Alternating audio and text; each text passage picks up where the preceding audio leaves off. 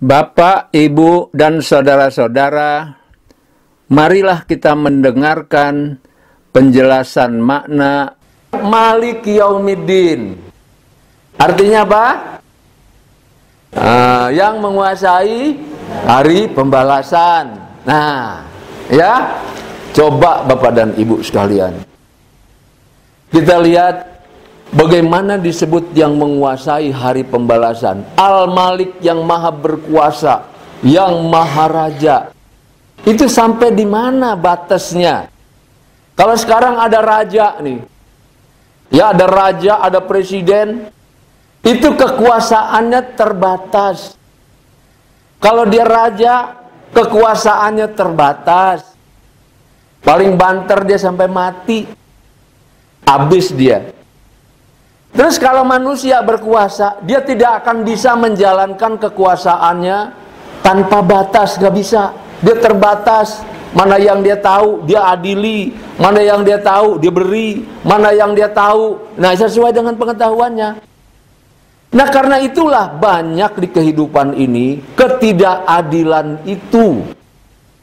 Ya, banyak orang yang korupsi, garong, kaya raya sampai mati, anak cucu, duit masih banyak dan dia senang-senang. Katanya mau diadili, siapa yang mau ngadili? Dia berkuasa semua. Di dunia ini seperti itu. Nggak ada keadilan di dunia ini. Kalau keadilan itu dilepaskan kepada kekuasaan manusia. Tetapi jangan salah. Ya, Allah Subhanahu wa Ta'ala itu punya kekuasaan dari dunia sampai di akhirat. Boleh jadi sekarang nih manusia berleha-leha dia, tidak ada masalah. Tapi di akhirat pasti dia dapat hukuman yang setimpal dengan perbuatannya. Kekuasaan Allah sampai di akhirat, bukan hanya di dunia. Ya, bahkan apapun yang dilakukan, kejahatan sekecil apapun, di mana manusia semua tidak tahu, Allah pasti bales. Tapi di akhirat, bisa juga di dunia. Itu yang mempunyai kekuasaan tak terbatas atas makhluknya, itu cuman Allah Ta'ala.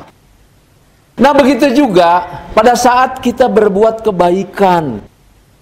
Kebaikan kecil mulai dari kebaikan dalam hati. Siapa yang balas kebaikan dalam hati? Manusia balas nggak? Nggak bisa manusia balas. Bahkan udah jor-joran aja kita tolong tuh orang, nggak bakal juga kita dibalas sama dia. Bisa aja kita dibalas dengan air tuba, betul nggak? Nah ini manusia. Tapi Allah Subhanahu wa Ta'ala, kebaikan yang ada di dalam hati kita ini, apalagi sampai lahir ke perbuatan, walaupun tak seorang pun tahu, Allah pasti berikan ganjarannya. Itu pasti. Kekuasaan Allah tak terbatas atas diri manusia. Di dalam dunia ini sampai ke negeri akhirat, kekuasaan itu tak terbatas. Dia maha raja dunia dan akhirat, dan tidak pernah berakhir, tidak pernah terbatas. Dia maha berkuasa betul. Jangan main-main dengan Allah Subhanahu wa Ta'ala. Nah karena itulah kita paham pada saat kita baca Malik Yaumiddin, kata kuncinya apa? Kekuasaan tak terbatas. Ya, nah gini penghayatan seperti ini. Begitu ketemu kata kunci kekuasaan tak terbatas, kita mampu menjabarkan dalam pikiran kita yang tadi itu. Ya, nah ini diingat baik-baik. Ya.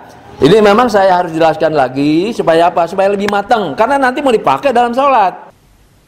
Demikian penjelasan singkat makna bacaan sholat sebagai bahan latihan untuk mencapai kekhusyuan dalam sholat.